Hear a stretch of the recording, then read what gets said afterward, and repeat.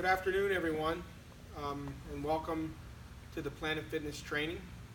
What we're going to do today is go over the floor scrubber and not only how to correctly use it, but also how to maintain the unit as well.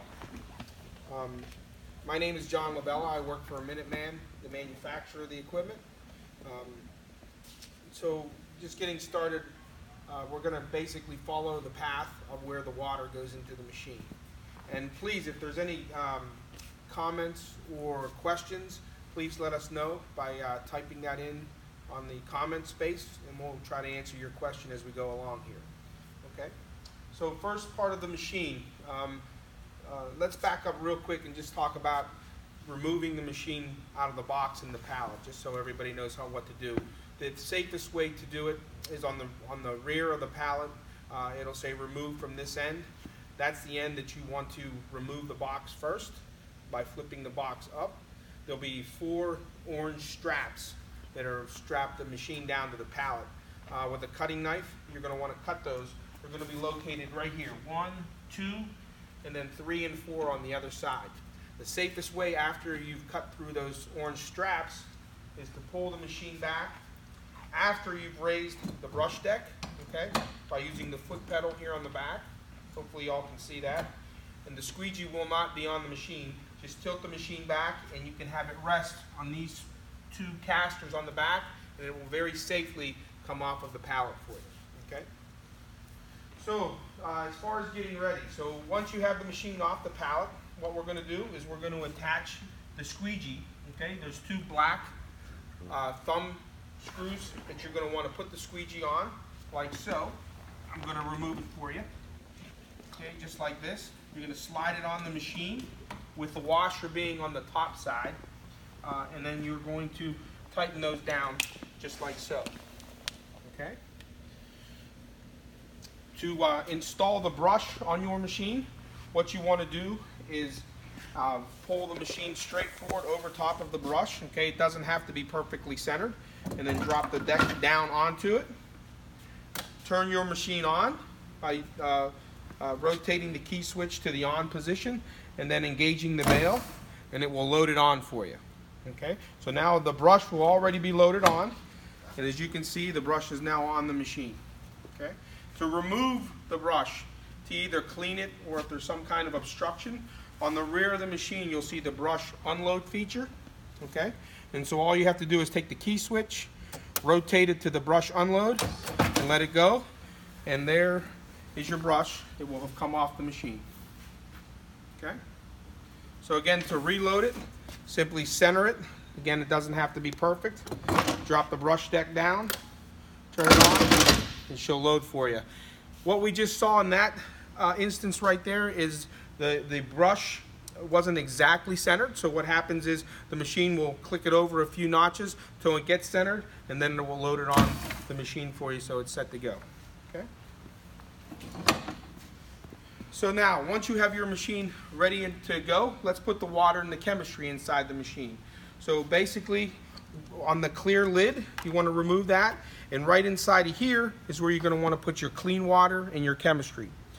All the clubs have their own mixing station, so basically you're going to turn to the neutral or degreaser setting, put your hose inside of the tank here, and turn the chemistry so it'll mix the chemistry and the water in the machine for you all at the same time. If your store does not have that feature and you're pouring it out of gallons or what you may be mixing in your mop buckets, what you want to do is fill this up with clean cold water, okay, and then add your chemistry by using a mixing cup. Okay, typically most neutral cleaners or degreasers are going to be 2 to 4 ounces depending on the soil load that you have in the floor. Okay, so 2 to 4 ounces per gallon. So this machine is a 12-gallon solution tank, so you're going to want to put the appropriate amount of chemical in depending on your specific situation. So this is where we'll go. This also has a sight tube, which is located right here. Okay, it does 2 things for you. Number 1, it allows you to see I have a quarter full, I have a half full tank, I have a 3/4 full, and a completely full tank. Okay, and so you'll be able to tell by the water level as it raises up here as you're putting more and more water and chemistry in the machine. This also seconds as your discharge tube to let you drain out a little bit of water if you want to, just like so. Okay? Or if you want to change chemistry, that would allow you to remove the chemistry that you have in the machine and then reload with a different type of chemistry if you need to. Okay? So that's your clean water tank. So once we put the clean water down through the middle of the brush, scrub it in and vacuum it up along with the dirty water, that will all collect in the recovery tank, which is located right here. Okay? As you can see, we have a clean recovery tank right now. Once this tank becomes full, you want to empty this out, and how you do that, I'm going to turn the machine around so you all can see it, is there's a drain hose which is located right here. They simply remove the drain hose, undo the cap like so, and you can drain it out. The unique thing with this cap is if you don't have a drain and you have a floor drain, it'll let you allow just a little bit of the water to come out, a little bit more, and then all of it if you wanted to. So it gives you the flexibility of being able to use it on a drain or a drain sink, either one. Okay, just goes right back on the machine just like that. Let's talk about the batteries, the power source to the machine, which are located right here. Yours are AGM or maintenance-free batteries, so they don't require any type of maintenance for you to have to worry about. So basically all you want to do is make sure that you charge the machine properly. So how we do that, one thing I do want to mention, when you take your machines off of the pallet, you do want to make this connection right here, because this will not be connected from the factory. There's going to be two red Anderson plugs that look like this. You want to make sure that those two are connected and secure. Okay? That way your machine has power. If you turn the machine on and you're seeing no power, that's the indication that the batteries haven't been connected yet. Okay? The charging mechanism for the machine is located right here. Okay? To recharge the batteries, the first thing you want to do is look at the operating range for your battery level indicator. So once your little needle here goes into the red, that's when it's time to recharge the batteries. What you don't want to do is you don't want to run this thing for 30 minutes and go put it on charge. You want to wait till your needle reads that it's almost or into the red. That's when it's time to recharge. In that case, you'll get the maximum life out of the batteries. Okay? So when it is time to recharge, when the needle is in the red, simply take off your power cord and plug it into a 110 outlet, and you can go on home for the day. Okay? So what that'll do is you will get a light will come on first. You want to make sure that your key switch is in the off position. However, if you do forget, it will disengage it when you plug it into the wall. But it is a good practice to turn the key switch off. This little light right here, it will turn 3 different colors: red, green, and yellow. Okay? When you first plug it in, it will read red. Okay? That means you're below 80% charge. Okay? Once you read to yellow, that means you're at 80% charge. That typically happens within an hour. Okay? The yellow will indicate that you have about 2 hours and 15 minutes of now charge time that you could use. So the example is this: if someone comes in from the night before, they forgot to charge the machine up, you can quickly put this on as what we call a quick charge. It'll take about an hour. That'll get to about 2 hours or 2.5 hours. It might get you through the day that day, okay, in case somebody forgets to charge it up the night before. Ideally, though, you'd like to have it go through the entire cycle, which will take about 4 hours, and that yellow light will then turn green, which means it indicates that it is completely ready to go. Okay? So 80% when you first plug it in, within an hour it'll get to yellow. That's 80% charge. And then the last 20% is the trickle charge, so you don't get any overcharging of the batteries, and then it will shut itself off when it's done charging. So if you have to leave it over the weekend or on the holidays, no problem. The charger will shut itself down. You don't have to worry about any other things that you need to do with that. Okay? So now let's talk about the operation of the machine.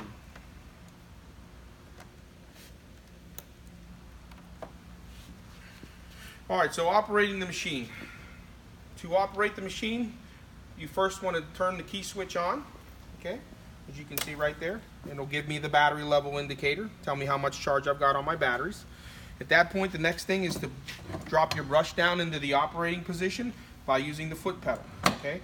To push it down and over to the right, it will allow it to drop. To raise it back up, push it down and over to the left, and it will lock back in the transport position. Okay, so over and down, it's ready to go. The squeegee, it's this lever right here. To drop it down, over and down, the squeegee's now in the operating position and the vacuum motor has turned itself on. To raise that up, simply push down and over to the left, and your squeegee will come off the floor, and it will also allow the vacuum motor to turn itself off. So squeegee down, I am now in the operating position. If you'd like to adjust your solution, do that just for the sake of being able to hear me. This is where your solution gauge will adjust, okay? It's 0.2 gallons per minute on the low end and 1.2 at the top end. So what I'm going to do is I'm going to go to what we call the Aqua Saver. This is about 0.4 gallons per minute that we're putting down on the floor, and just open up my valve to that position right there. Okay, so now I've got my solution ready. I'm going to put my scrub brush back down and my squeegee, and to operate the machine I'm going to engage the valve.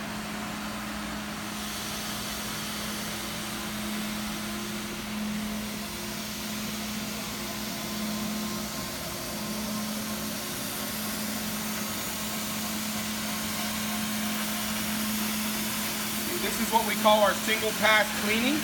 This allows the chemistry to sit on the floor, scrub, and then the vacuum is picked up. For those areas that you would like to double scrub, and what I mean by double scrubbing is letting the brush and the chemistry have a little bit of contact on the floor, this is the way you would double scrub the area.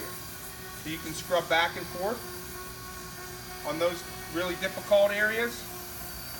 What this allows is the chemistry to have a little bit of contact time along with the machine's brush, and allows a little more agitation and the chemistry time to work. Just in the opposite, as I can use my brush to double scrub, I can also use my vacuum if I just want to pick up water. So if I ever had a flood, or I just wanted to pick up water, maybe there was a spill, I can lift up my brush deck, drop my squeegee back down, and go ahead and pick everything up that way.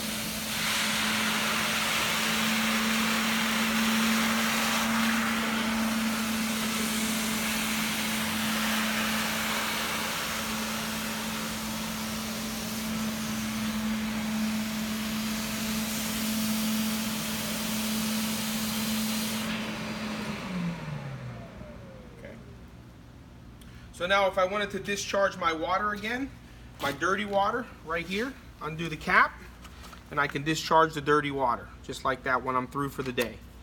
A few little things to remember when you're cleaning the machine up for the day. What you'd like to do is take a rag and wipe the squeegee down. You can take a microfiber cloth or a rag and just wipe it off the bottom of the squeegee, just like that. That way you'll get any of the debris or any of leftover hair, follicles, those kind of things off the machine.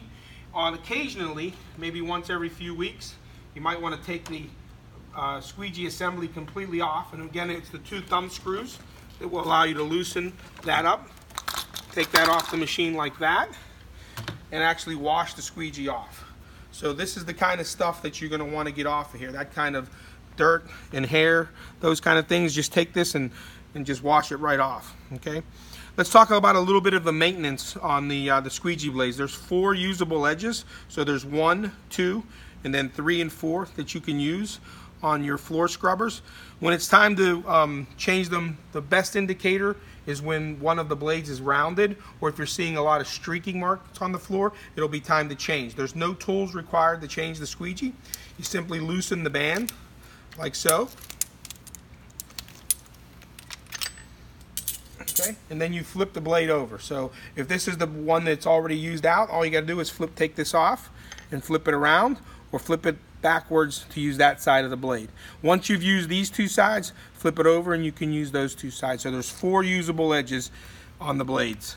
And really anybody can do this without ever having to go find any kind of tools. And you just load this back on, like so.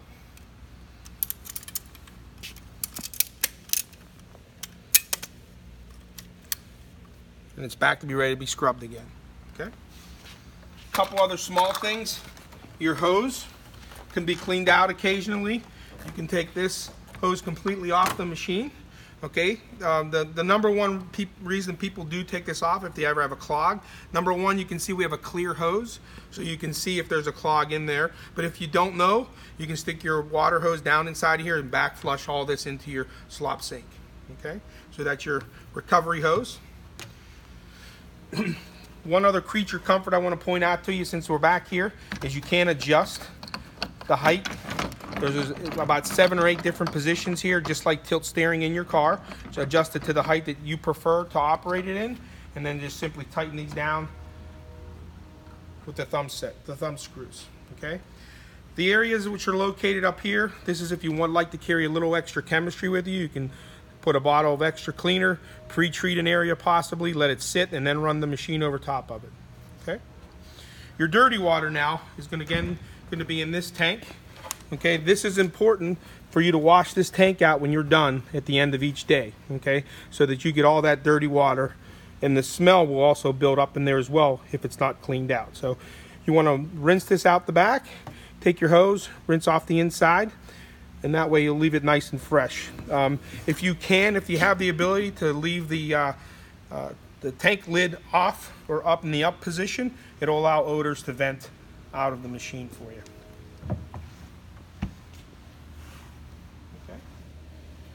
So questions, please, if you have any questions or comment, now would be the time to address them.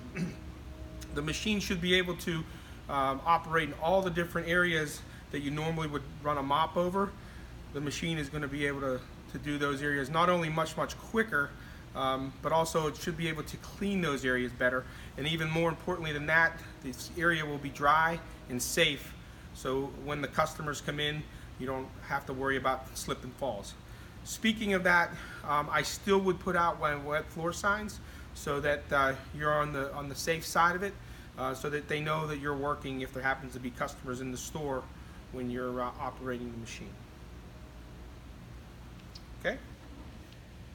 So please, if you have any questions or comments, we'll stick around for a few more minutes and address any of those that you might have with the machine.